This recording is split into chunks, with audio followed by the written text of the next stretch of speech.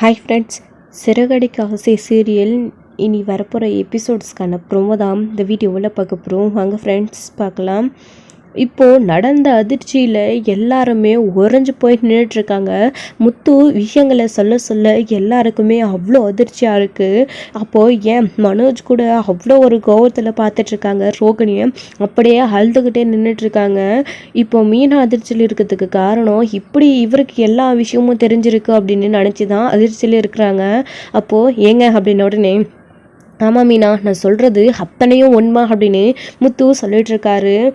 இதெல்லாம் கேட்க கேட்க என்னது இதெல்லாம் அப்படின்னு சொல்லிட்டு ஸ்ருதிக்கும் ரவிக்கும் அவ்வளோ ஆச்சரியம். அப்போது முத்து சொல்கிறதெல்லாம் உண்மையா, ரோகிணி முத்து சொல்கிறதெல்லாம் உண்மையா அப்படின்னு சொல்லிட்டு இங்கே மனோஜ் பார்த்து கேட்கவும் அழுதுகிட்டே நிற்கவும், இப்போ அவளோடைய வாயாலே கிறிஷ் என்னோடைய பையன் அப்படின்னு சொன்னதுக்கப்புறமும் என்னடா நீ முட்டாள்தனமாக கேட்டுட்டு இருக்க, இப்படி முட்டாளாக இருக்கிறதுனால தான் நம்ம எல்லாருமே பார்லரமாக இவ்வளோ நாளாக ஏமாத்திட்டு இருந்திருக்கு அப்படின்னு சொல்லிட்டு இங்கே முத்து சொல்லிட்டு இருக்காங்க. அப்போது உடனே மனோஜ் இருந்துக்கிட்டு விஜயாவை பார்க்குறாங்க. அப்போது விஜயா என்ன பண்ணுறதுன்னு தெரியாமல், மனோஜ் என்னை மட்டும் நீ அப்படி பார்க்காதரா மனோஜ், ஐயோ என் பிள்ளையோட வாழ்க்கை போச்சே, நான் இப்போ என்ன பண்ணுவேன், ஏதோ பணக்கார வீட்டு பொண்ணுன்னு தான் ஏமாற்றி கல்யாணம் பண்ணிட்டு வந்திருக்கா அப்படின்னு நினச்சி நானுமே அமைதியாக விட்டுட்டேன். போனா போகட்டும், நடந்தது எல்லாத்தையும் மன்னிச்சு என் பையன் கூட அவ எப்பேடாச்சும் வாழ்ந்துட்டு போகிறான், என் பையனோட வாழ்க்கை நல்லா இருக்கணும் அப்படின்னு நினச்சி நான் இதை செஞ்சேன். ஆனால் இப்படி என் பையனோடைய வாழ்க்கை போச்சே, நான் இப்போ என்ன பண்ணுவேன் அப்படின்னு சொல்லிட்டு இங்கே பயங்கரமாக அழுதுட்ருக்கவும், இப்போ மனோஜ் இருந்துக்கிட்டு ஏம்மா என் வாழ்க்கையை இப்படி நாசமாக்கணும் அப்படின்னு சொல்லவும் இங்கே விஜயா பயங்கரமாக அழுதுட்டு இருக்காங்க. அப்போது அண்ணாமலையோடைய காலை பிடிச்சிக்கிட்டு விஜயா போயிட்டு, நான் மனசறிஞ்சு எந்த தப்புமே பண்ணலைங்க, இவன் நல்லவன் நம்பி தான் நான் இவளை மனோஜுக்கு கல்யாணம் பண்ணி வச்சேன், பணக்கார வீட்டு மருமக அப்படின்னு சொன்னதுனால தான் நான் கல்யாணம் பண்ணி வச்சேன், அந்த விஷயம் எனக்கு தெரியுமே தவிர மற்ற எதுவுமே எனக்கு தெரியாதுங்க, அதை நம்பி தான் நான் கல்யாணம் பண்ணி வச்சேன். ஆனால் இவ இந்த அளவுக்கு எல்லா விஷயத்துலையும் போய் சொல்லியிருப்பா அப்படின்னு நான் கொஞ்சம் கூட கனவுல கூட நினைக்கலங்க.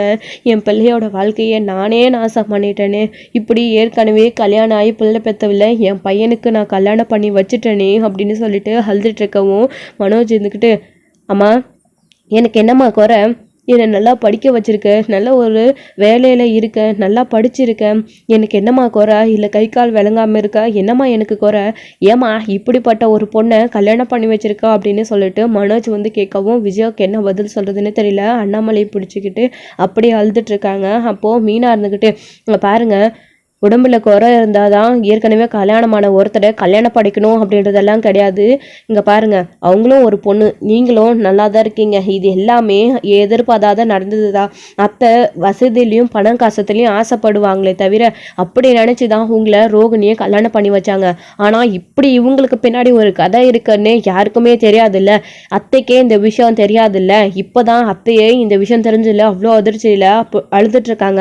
அத்தையோட மனசை நீங்கள் இன்னும் காயப்படுத்தாது, அத்தை வேணும்னே இப்படிப்பட்ட ஒரு கல்யாணத்தை உங்களுக்கு பண்ணி வைக்கணும்னு நினைக்கல அப்படின்னு சொல்லிட்டு இங்க மீனா சொல்லவும், அப்பதான் சொல்லுங்க அப்படின்னு சொல்லிட்டு அப்போ விஜயா அழுதுகிட்டே இருக்கும்போது சட்டுன்னு மீனாவை திரும்பி பார்க்குறாங்க.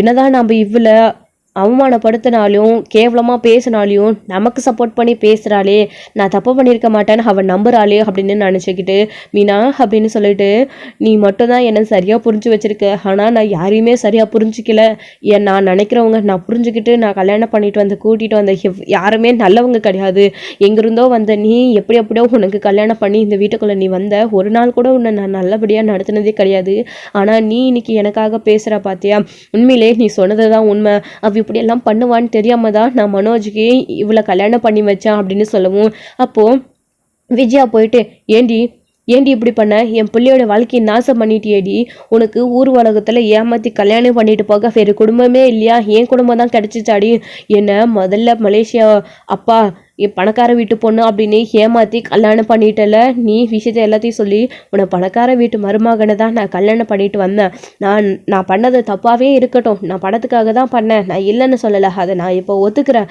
ஆனால் இப்படி ஏற்கனவே உனக்கு கல்யாணம் ஆகி ஒரு குழந்தை இருக்குது, நீ வசதி இல்லாதவோ, உன் அப்பா வெளிநாட்டுக்கு போகலை, இது எல்லாத்தையும் அம்புட்டையும் மறைச்சி என் பையனை நீ ஏமாற்றி கல்யாணம் பண்ணிக்கிட்ட இல்லை, அதுவும் நீங்கள் 2 பேரும் விரும்பி இல்லை நீ கல்யாணம் பண்ணிக்கிட்ட என் பையனை ஏமாற்றி உன் வலையில் விரி வச்சுட்டில்ல, இப்படியெல்லாம் வித்தியை நீ எங்கே தடி கற்றுக்கின, ஏன் நீ என் பிள்ளையோட வாழ்க்கையை நாசமாக்கின, இவன் சொல்கிறதெல்லாம் உண்மையா, நீ இப்போ சொல்கிற மாதிரி கிருஷு அந்த பையன் உன்னோடைய பையனா அப்படின்னு சொல்லிட்டு விஜயா அவ்வளோ கோவப்பட்டு அழுகுறாங்க.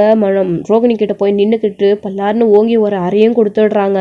அப்போது ஆண்டி அங்கிள் எல்லாரும் என்னை மன்னிச்சிடுங்க, இப்போ சொன்னது தான் உண்மை, கிருஷ் என்னுடைய பையன்தான், முத்து சொல்கிற மாதிரி எங்களுடைய குடும்பம் ஒரு சாதாரணமான குடும்பம் தான், நான் இல்லைன்னு சொல்லலை, தப்பு தான், எனக்கு வேறு வழி தெரியலை, இப்படி என்னுடைய வாழ்க்கையை நான் காப்பாற்றிக்கிறதுக்காக என் பிள்ளையும் நான் வளர்க்கணுன்றதுக்காக வேறு வழி இல்லாமல் இப்படி பண்ணிட்டேன் அப்படின்னு சொல்லிட்டு இங்கே அழுதுட்ருக்காங்க.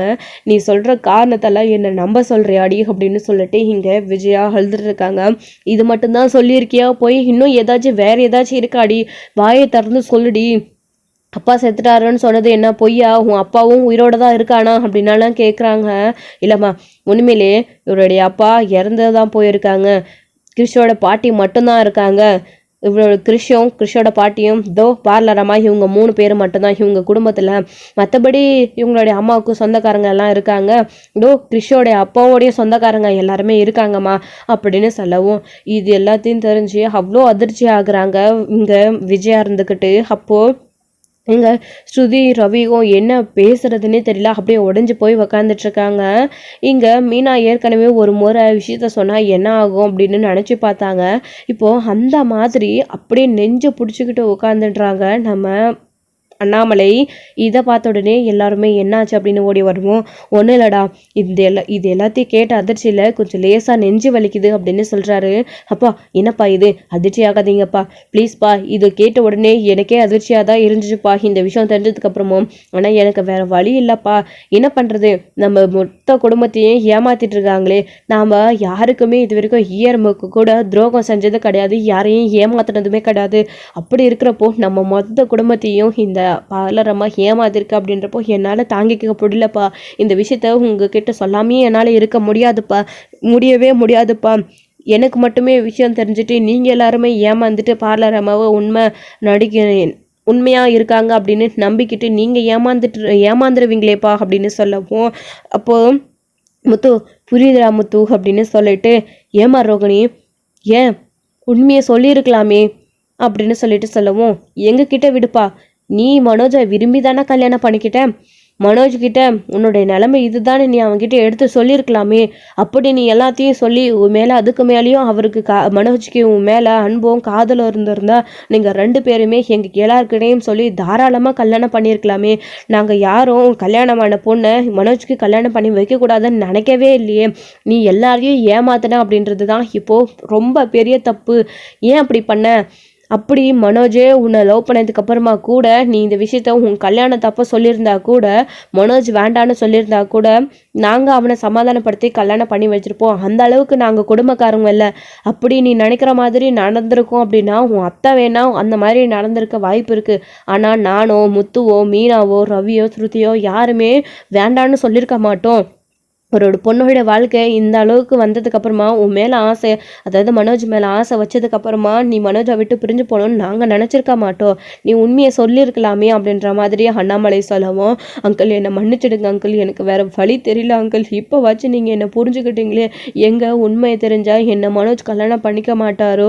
எனக்கு மனோஜை உண்மையிலேயே பிடிச்சிருந்துச்சு அங்கிள், நான் அவரை ஏமாற்றியெல்லாம் கல்யாணம் பண்ணிக்கல, உண்மையிலேயே அவளை மனசார அவரை விரும்பி தான் நான் கல்யாணம் பண்ணிக்கிட்டேன், எனக்கு விருப்பம் இல்லாமல் தான் என்னுடைய கல்யாணம் நடந்துச்சு, என் அப்பா அம்மா என்னை பணத்துக்காக அப்படி ஒரு வாழ்க்கையை எனக்கு கல்யாணம் பண்ணி வச்சாங்க, ஆனால் அது நிரந்தரமாக நிலைக்கல, என் புருஷன் இறந்ததுக்கு அப்புறமா என்னை வீட்டே அடித்து திறந்துட்டாங்க, கிறிஷோட வயிற்றுல நான் வெளியே வந்து ரொம்ப கஷ்டப்பட்டேன், என்னுடைய வாழ்க்கையை காப்பாற்றிக்கிறதுக்காக நான் படித்து முடிச்சுட்டு இந்த மாதிரி வேலை செஞ்சேன், கொஞ்சம் கொஞ்சமாக வேலை செஞ்சு இந்த மாதிரி மேக்கப்போட நான் வந்து படித்து பெரிய ஆளாயிட்டேன், அதுக்கப்புறம் என் பையனையும் நான் நல்லபடியாக வளர்த்துட்டு தான் வந்தேன், அப்படி இருக்கிறப்போ இதுக்கப்புறம் சூழ்நிலை, இதுக்கப்புறம் என்னுடைய வாழ்க்கையை நான் வாழணும் நிரந்தரமாக அப்படின்னா எனக்கு ஒரு துணை வேணும்னு நான் அப்போ தான் அங்கிள் யோசனை பண்ணேன், அப்படி தான் அந்த வயசில் தான் எனக்கு அப்போ தான் மனோஜை பிடிச்சிருந்துச்சு, நான் மனோஜை பிடிச்சி தான் நான் கல்யாணம் பண்ணிக்கிட்டேன், அவரை ஏமாத்தணுன்ற எண்ணத்துலேயோ அவளை இப்படி ஒரு இழிச்ச வாயும் கிடைச்சிட்டான் அப்படின்னோ நான் ஒன்றும் மனோஜை மனோஜை கல்யாணம் பண்ணிக்கிட்டேன் அங்கிள், ப்ளீஸ் அங்கிள்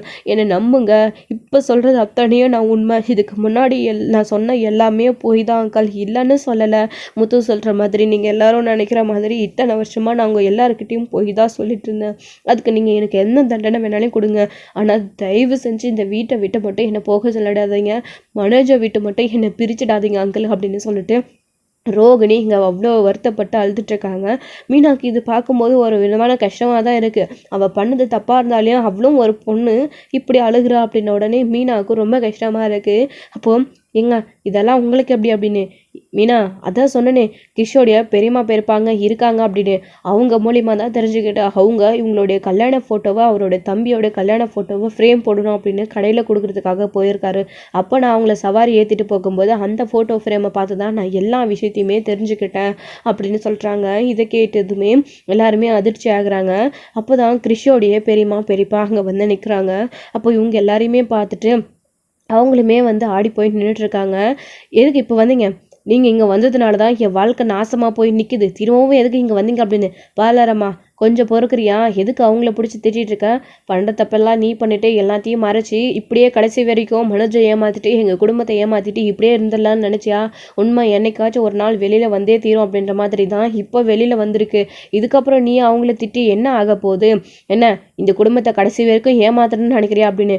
முத்து இங்கே பாருங்கள், என்னுடைய சூழ்நிலையிலேருந்து கொஞ்சமாச்சும் யோசித்து பாருங்க முத்து, நீங்கள் பண்ணுறது சரியா தப்பா அப்படின்னு. நான் பண்ணது தப்பு தான், நான் அதை நியாயப்படுத்த விரும்பலை, ஆனால் எல்லாத்துக்குமே காரணம் இவங்களால தானே அப்படின்னு. நீ உண்மையை மறைச்சதுனால தானே அது அவங்க மூலிமா வெளியே வந்துச்சு அப்படின்ற மாதிரி முத்து சொல்கிறாரு. அப்போது ஏன் கல்யாணி இப்படி கோவப்படுறா, உனக்கு பண்ண பாவத்துக்கும் கோவத்துக்கும் தான் நான் வந்துட்டு இந்த நிலைமைக்கு ஆளாகி நிற்கிறேன். என் வயசில் ஒரு புளி கூச்சிக்கிட்டு தங்காமல் நான் இந்த அளவுக்கு கஷ்டப்பட்டுட்ருக்கேன். இங்கே பாருங்கள், நீங்கள் யாருமே அவளை தப்பாக நினச்சிக்காதீங்க, அவள் சொல்கிற எல்லாமே உண்மை தான். அவளுடைய சூழ்நிலையை காரணம் காட்டி தான் அவள் இப்படியெல்லாம் போய் சொன்னால் இந்த வீட்லேயும் அவள் வந்து வாழ வந்தா, அது தப்பு நாங்கள் சொல்ல மாட்டோம் அப்படின்னு சொல்லிட்டு அவங்க நிற்கிறாங்க.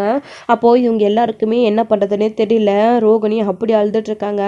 பண்ண தப்பெல்லாம் பண்ணிவிட்டு என் புருஷன் காலில் விழுந்து மன்னிப்பு கேட்டால் உன்னை மன்னிச்சிடுவேன் நாடி, நான் ஒழுங்கு மரியாதை இங்கேருந்து போயிட்டுட்டி, நீ பணக்கார வீட்டு மருமக அப்படின்னு தெரிஞ்சு போய் சொல்லி அதாவது கல்யாணம் பண்ணிக்கிட்டு வந்ததுக்கப்புறமாவும் உன்னுடைய உண்மை முகம் தெரிஞ்சதுக்கப்புறமாவே நான் உன்னை என் பையனை விட்டு துரத்தணும் அப்படின்னு நினச்சேன். ஆனால் இப்போது நீ இவ்வளோ பெரிய பொய்யை சொல்லியிருக்க அப்படின்னு தெரிஞ்சதுக்கப்புறமும் என் பையன் கூட ஒன்று சேர்ந்து வாழ வைப்பேன் அப்படின்னு நீ எந்த நம்பிக்கையில் நீ சொல்லிட்டுருக்க அப்படின்னு சொல்லிட்டு இங்கே விஜயா வந்து பேசுவோம். அப்போது மீனாவுக்கும் அதாவது முத்துவுக்கும் அண்ணாமலைக்குமே என்ன சொல்கிறதுனே தெரியல. அவங்க ரெண்டு பேரும் இந்த மாதிரி மனோஜ் ரோகிணியை விட்டு பிரிஞ்சு போக அவங்க ஒத்துக்கவே மாட்டாங்க. அவங்களுக்கு மனசு கொஞ்சம் குற்ற உணர்ச்சியாக இருக்கும். ஏன்னா ரோகிணி ஒரு பொண்ணு, எந்த பொண்ணோட வாழ்க்கையும் நாசமாக போயிடக்கூடாது அப்படின்னு நினைக்கிறாங்க. இப்போது இந்த உண்மையை வெளிக்கொண்டு வரதுக்காக முத்து ஒரு பொண்ணு மேலே அபாண்டமாக பழி சொன்னதையே முத்துவால் தாங்கிக்க முடியல. தப்பு பண்ண பார்லர் அம்மா கிட்டேயே ரோகிணி கிட்டேயே கையை எடுத்து கும்பிட்டு மன்னிப்பு கேட்குறாரு. அப்படி இருக்கிறவரை எப்படி ரோகிணியை விட்டு துரத்த ஒத்துப்பாரு. இந்த விஷயத்த மறைச்சிட்டாங்களே, இவ்வளோ பொய்ய சொல்லியிருக்காங்களே, நம்ம குடும்பம் எல்லாமே ஏமாந்துருச்சு அப்படின்ற ஒரே கோபம் தான் நம்ம முத்துக்கு. அவ்வளோ கோபம், அவ்வளோ ஆத்திரம். அதுக்கெல்லாம் கண்டிப்பாக கொஞ்சம் நாள் ஆகும். முத்து இதெல்லாத்தையும் வீட்டில் இருக்கிறவங்க எல்லாருமே அந்த கோபம் போகிறதுக்கு. ஆனால் அது வரைக்கும் மற்றவங்க எல்லாரும் என்ன முடிவெடுக்க போறாங்க அப்படின்னு தான் தெரியல. ஏன் முக்கியமா இதுல முடிவெடுக்க வேண்டியவர் மனோஜ், அவர் என்ன முடிவெடுக்க போறாருன்னே தெரியல. அவ்வளோ கோவத்துல இருக்காங்க ரோகிணி மேல. தனக்கு இப்படிப்பட்ட ஒரு பொண்ணை கல்யாணம் பண்ணி வச்சுட்டாங்களே அப்படின்னு அவங்களோட அம்மா மேலே தான் அவருக்கு அவ்வளோ கோபமாக இருக்குது. இப்போது அப்போ தான் இந்த ஃபேமிலி வந்து நின்றுக்கிட்டு இப்படிலாம் பேசிகிட்டு இருக்கவும், அப்போது கிருஷி இங்கே பாருங்கள், கிருஷால் உங்கள் குடும்பத்துக்கு பிரச்சனை வரும், ஆபத்து வரும் அப்படின்னு நீங்கள் யாருமே பயந்து கவலைப்பட வேணாம். நீங்கள் பேசிட்டு இருந்தது எல்லாத்தையும் நாங்கள் கேட்டுக்கிட்டு தான் இருந்தோம். கிருஷி எங்கேயோ விற்க போகிறதா சொல்லிட்டு இருக்கீங்களே, அதெல்லாம் தயவு செஞ்சு வேணாம்.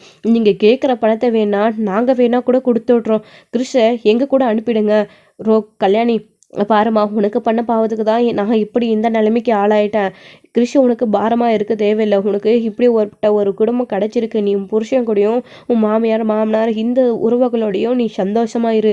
கிருஷை மட்டும் என் கூட அனுப்பிடு ரோகிணி, நான் கிருஷியை கூட்டிகிட்டு போயிடுறேன், அவனை எங்கேயும் தயவு செஞ்சு வித்துறாதீங்க அப்படின்னு சொல்லவும், இங்கே பாருங்கள், என் பையனை நான் யாருக்கு விற்கணும் விற்கக்கூடாதுன்றது நீங்கள் முடிவு எடுக்கக்கூடாது. முதல்ல நான் என் பையனை விற்க போகிறேன் அப்படின்னு உங்களுக்கெல்லாம் யார் சொல்கிறது? இது மனோஜ் எடுத்த முடிவு மட்டும்தான். கிருஷை நான் எங்கேயும் அனுப்ப விரும்பலை. அவன் என் கூட தான் இருக்கணும். அவன் என் கூட இருக்கணுன்றதுக்காக தான் நான் இவ்வளோ பாடுபட்டு கிருஷை என் கூடவே இருக்க வச்சிட்ருக்கேன்.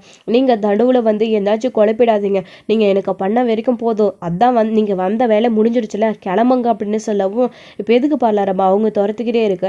இப்போ நீயும் புருஷனும் சேர்ந்து தானே கிருஷை எங்கேயோ விற்கணும்னு முடிவு பண்ணீங்க அப்படின்னு சொல்லவும், இங்கே பாரு முத்து, இங்கே பாரு, நீ இப்படியெல்லாம் பேசாத முத்து.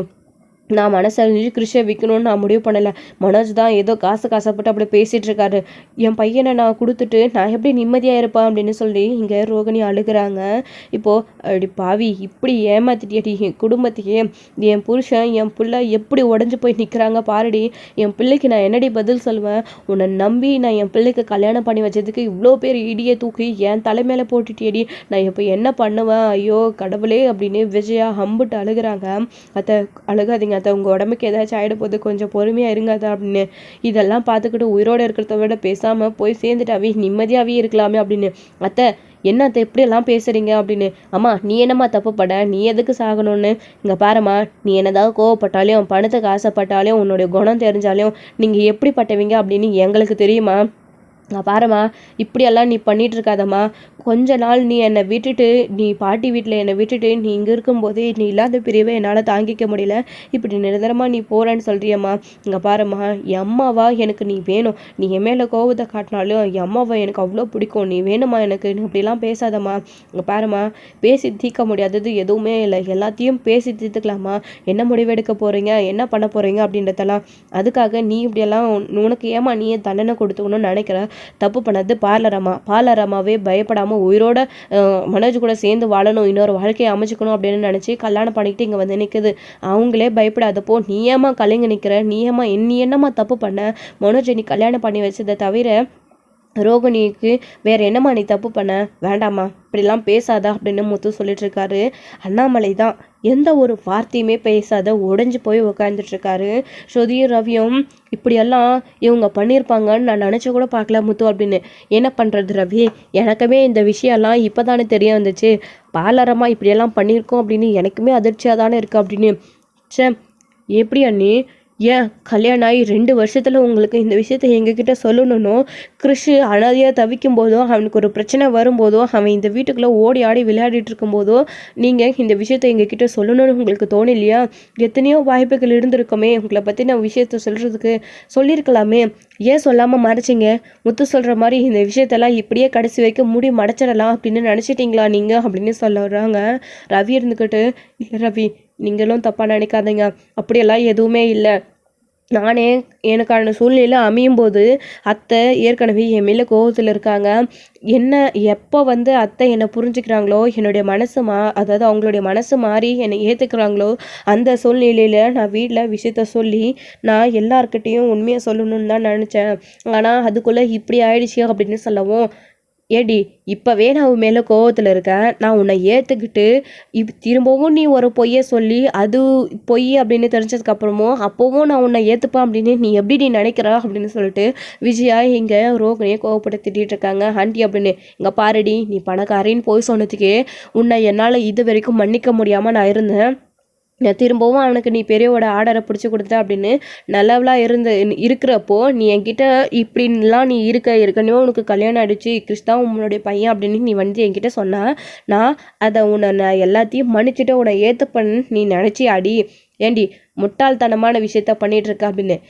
அப்போ நான் எப்படி உன்னை ஏற்றுப்பேன்? நீ பண்ண விஷயத்தினால உனக்கு கோவப்பட்டு தானே நான் வீட்டை விட்டு வெளியில் அனுப்பியிருப்பேன் அப்படின்னு சொல்லிட்டு விஜயா சொல்லவும், அப்போ தான் முத்து இருந்துக்கிட்டு, ஏமா நாம் தாம்மா முட்டாளு, பாலரமாக தெளிவாக இருக்குது அப்படின்னு முத்து சொல்லிட்டு இருக்காரு. ஸோ இதோட இந்த எபிசோடு வந்து முடிச்சிருக்காங்க. அடுத்தடுத்த எபிசோடில் என்ன நடக்க போகுது, எல்லாருமே என்ன முடிவெடுக்க போகிறாங்க ரோகிணியோட விஷயத்தில் அப்படின்றத வெயிட் பண்ணி பார்க்கலாம் ஃப்ரெண்ட்ஸ். தேங்க்யூ.